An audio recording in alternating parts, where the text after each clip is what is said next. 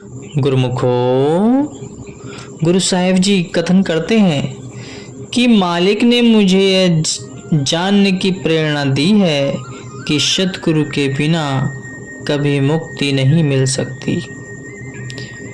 जीव के जीवन का लक्ष्य है सभी दुखों से छुटकारा पाकर परमानंद की प्राप्ति, जो सत्पुरुषों की शरण में जाए बिना प्राप्त नहीं हो सकती।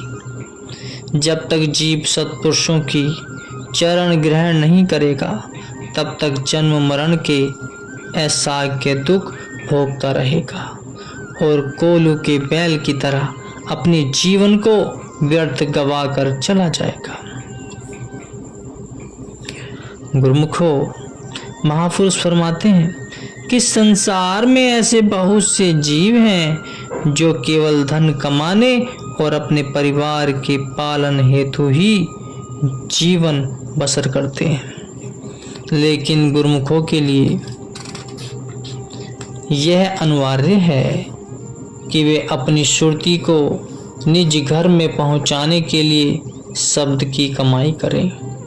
गुरुमुख प्रत्येक क्षण यह विचार करें कि क्या उसके कर्म, उसकी बोलचाल व रहनी ऐसी है कि जो उसे उसकी मंजिल तक पहुंचा सके। वह अपनी इंद्रियों को नियंत्रण में रखकर शुद्ध बुद्धि द्वारा श्रद्धा का सहारा लेकर और गुरु वचनों पर चलते हुए वह अपनी मंजिले मकसूद को पा सके। गुरुमुख और संसारी जीव में दिन रात का अंतर होता है।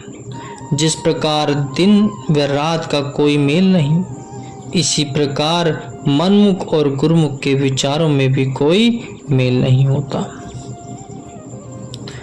जहां संसारी लोगों की पीठ होती है उस तरफ गुरुमुखों का मुख होता है, और जिधर संसारी लोगों का मुख होता है उधर गुरुमुखों की पीठ होती है। सांसारिक जीवों का केवल बाहरी ठाट बाट होता है, जो ऐसे प्रतीत होता है जैसे किसी मनुष्य ने बाहर से तो बहुत सुंदर बेशकीमती वस्त्र पहने हुए हों, परंतु तन के भीतर 36 प्रकार के रोग हों। वह सुख व आनंद कैसे प्राप्त कर सकता है? जिन सत्पुरुषों ने दुनिया की अवस्था को अच्छे से देखा व परखा है, उन्होंने यह निर्णय दिया है कि नानक दुखिया शंभु संसारो, सो सुखिया जिस नाम आधारो। कि सारा संसार ही दुखी है, सुखी केवल वही है जिसने सत्पुरुषों का आधार लिया है। गुरुमुखो, संसार में आकर प्रत्येक प्राणी किसी न किसी व्यापार में लगा हुआ है। दुनिया में लेन देन का सिलसिला चलता ही रहता है। जीव दिन रात इसी धंधे में लगकर अपना जीवन व्यतीत कर रहा है। विचार यह करना है कि कौन सा व्यापार लाभदायक है और कौन सा हानिकारक। सत्पुरुष कथन करते हैं कि संतन शिव मेरी लेवा देवी, संतन शिव बिहारा, संतन शिव हम लाहा खाटिया, हरि भक्ति भरे भंडारा। अर्थात साधु संतों से ही मेरा लेन देन है और साधु संतों से ही मेरा व्यापार है। संतों से मुझे नाम रत्न की प्राप्ति हुई है, जिससे मेरे मन का खजाना प्रभु की प्रेममयी सेवा से परिपूर्ण है। यदि दुनिया में कोई सच्चा व्यापार है तो वह है केवल नाम का व्यापार है, जिसकी समझ विरल भाग्यशाली गुरुमुखों को ही हुआ करती है। नहीं तो आम दुनिया तो घाटे का ही सौदा कर रही है। जो अपने अनमोल जीवन को नश्वर शरीर और संबंधियों के मोह में व्यतीत कर देता है, वह यहाँ से खाली हाथ कूच कर जाता है। यह कुदरती नियम है कि जीवन भर जिसके निर्मित कर्म किया जाता है, अंत समय भी जीव को उसी का ही ध्यान आता है। संत सत्पुरुषों के परमार्थी वचनों में वह गूढ़ रहस्य छिपा होता है जिसे सूक्ष्म बुद्धि से ही समझा जा सकता है। संतों के वचन में बंधन और मोक्ष के गुण रहस्य छिपे होते हैं। सर्वप्रथम उनके यथार्थ वचनों को बहुत कम लोग ही समझ पाते हैं। पुनः उन पर अमल करने वालों की संख्या समझ पाते हैं। श्रीमद् भागवत गीता के 7वें अध्याय में भगवान वर्णन करते हैं कि संसार में हजारों व्यक्तियों में से कोई एक विरला भाग्यशाली ही रूहानी लाभ प्राप्त करने का यत्न करता है। उन हजारों में से कोई एक जाकर ही उस लाभ को प्राप्त करता है। श्री गोविंद सिंह जी के लाखों शिष्य थे, परंतु उनमें से केवल 5 ही कसौटी पर खरे उतरे, जिन्होंने अपना शीश सद्गुरु के चरणों में भेंट किया। संसार में यदि किसी से पूछा जाए कि वह किसके लिए काम करता है, तो उत्तर यही मिलता है कि वह अपने लिए काम कर रहा है। फिर पूछा जाए कि अपनी चीज़ कौन सी है, तो यही जवाब मिलता है कि मेरा घर, मेरा परिवार, मेरे रिश्तेदार, मेरे संबंधी, ये सब मेरे अपने हैं। प्राय सबको ऐसा ही प्रतीत होता है। आश्चर्य यह है कि जीव कर्म करता है शरीर और शारीरिक रिश्तों के लिए, और आकांक्षा यह रखता है कि ध्यान सद्गुरु का आए, तो ऐसा कदापि संभव नहीं हो सकता। सद्गुरु और सेवक का नाता भक्ति और सच्चाई का नाता है। सेवक उसमें जितनी मिलावट करेगा उतना ही धोखा खाएगा। उसका सारा समय भी व्यर्थ चला जाएगा और बनेगा भी कुछ नहीं, क्योंकि भगवान को तो केवल निष्कपट प्रेमी ही भाता है। भगवान श्री रामचंद्र जी अपने मुख से कथन करते हैं, मोही कपट छल छिद्र न भावा, कि मन का मलिन व कपटी व्यक्ति भगवान को बिल्कुल नहीं सुहाता। जो अपना सर्वस्व उन्हें सौंप दे और उनकी आज्ञा के दायरे में रहे, वास्तव में उसी इंसान का जीवन खुशनुमा बनता है। अर्जुन अपना प्रत्येक कर्म भगवान श्री कृष्ण के निमित्त करते थे। उन्होंने भगवान का अपूर्व प्यार पाया और आज तक उनका नाम दुनिया में रोशन है। जो जिसके निमित्त कर्म करता है वह उसी का दास कहलाता है। परम संत श्री कबीर साहिब जी कहते हैं कि जब लग आस शरीर की तब लग दास न होए, कि जब तक जीव शरीर परस्ती में फंसा हुआ है और शरीर को ही सब कुछ मान कर बैठा है, तब तक वह प्रभु का दास नहीं बन सकता। जो अपने तन की सब होश भुला दे, वही सही अर्थों में दास कहलाता है, और दास के सिवा इस दुनिया में कोई भी खुशी व सुखी नहीं है। संत तुलसीदास जी अपनी वाणी में फरमाते हैं, कोई तो तन मन दुखी, कोई चित उदास, एक एक दुख संबन को सुखी संत का दास। कि इस दुख स्वरूप संसार में कोई अपने शरीर से दुखी है तो कोई अपने मन से दुखी है। किसी के हृदय में उदासी छाई है। कहने का भाव यह है कि हर कोई किसी न किसी दुख से ग्रस्त है। केवल संतों का दास ही सही मायनों में इस दुनिया में सुखी है। यदि किसी की इच्छा हो कि मैं सच्चा सुख पाऊं और सदा खुशियों में जीवन व्यतीत करूं, तो वह अपना हर कर्म सुख स्वरूप सतगुरु के निमित्त करे और इच्छाओं का परित्याग कर दे। तभी उसकी आकांक्षाएं पूर्ण हो सकती हैं।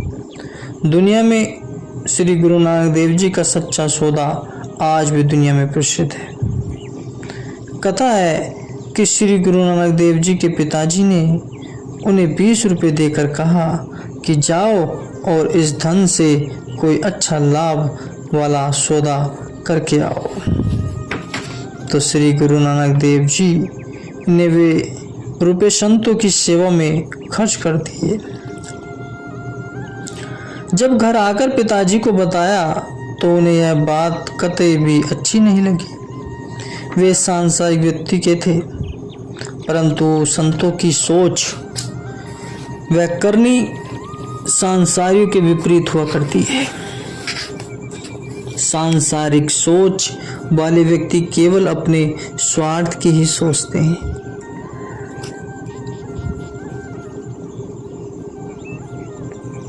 जबकि संत सदा परमार्थ की सोचते हैं।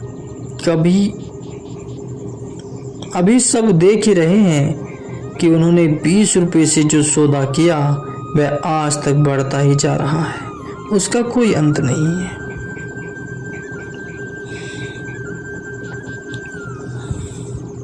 जो विचार मन में होते हैं वे प्रकट हो जाते हैं। फिर मुख से कितना भी भला बोल लें, कोई लाभ नहीं होता। प्राणी विष का बीज बोकर अमृत की तलब रखता है, परंतु यह तीनों काल में भी संबंध नहीं है। जीव अपने हृदय रूपी खेत में जो बोएगा वही फसल बनकर तैयार होगी। दुख का सामान बोने से सुख व खुशी कैसे मिल सकती है? जैसे कर्म होंगे फल भी वैसा ही मिलेगा। एक सेठ अपने मन के कहे अनुसार नित्य प्रति बुरे कर्म करता था और प्रतिदिन मंदिर में जाकर भगवान के आगे प्रार्थना करता था, मैं भूलनहार हूँ और आप बख्शनहार, इसलिए आप मुझे क्षमा कर देना। ऐसा कहकर वह केवल जीवा से कहता था, मन से कभी नहीं कहता था। एक दिन सेठ ने अपने नौकर को बुलाकर कहा कि तुम खेत में जाकर गेहूं के बीज बो। नौकर बहुत भक्तिवान था, उसने जानबूझकर गेहूं न बोकर खेत में जो बखेर दिए। जब सेठ खेत में आया तो वहां जो बीजे हुए देखकर क्रोध में आग बबूला हो गया और नौकर से कहने लगा कि मैंने तुम्हें गेहूं बोने के लिए कहा था, तो तुमने मेरा कहा न मानकर अपने मन से यहाँ जो क्यों बो दी? नौकर हाथ जोड़कर बोला कि मैंने बीजे तो जो हैं, परंतु फसल गेहूं की ही होगी। यह सुनकर तो सेठ के क्रोध का पारावार न रहा। आवेश में आकर कहने लगा कि जो बीज डाला है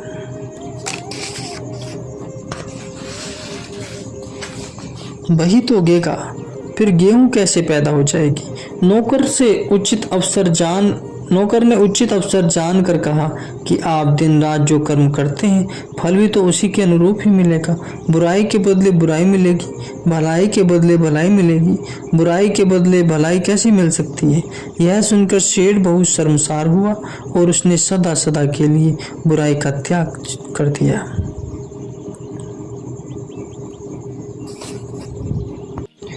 इसलिए मैं मेरी में ममता का त्याग करके तू की रट लगाओगे तो निश्चय ही जीवन को खुशनुमा बना लोगे।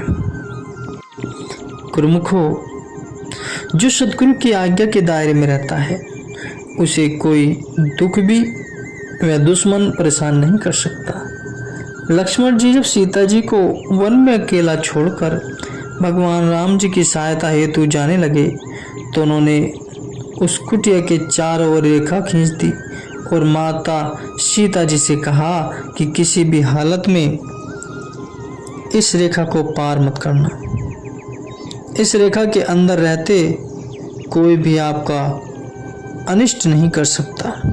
रावण के छल में फंसकर जैसे ही माता सीता ने उस रेखा को पार किया, वह उसकी कैद में फंस गई और भगवान राम से दूर होकर उन्हें असहनीय दुखों को झेलना पड़ा। इसी प्रकार दुनिया में यदि जीव दुखी है तो वह सत्पुरुषों की आज्ञा का उल्लंघन करने से ही दुखी है। सिंधी में कहावत है कि तिरता गुत्थी सो चोटू खाई।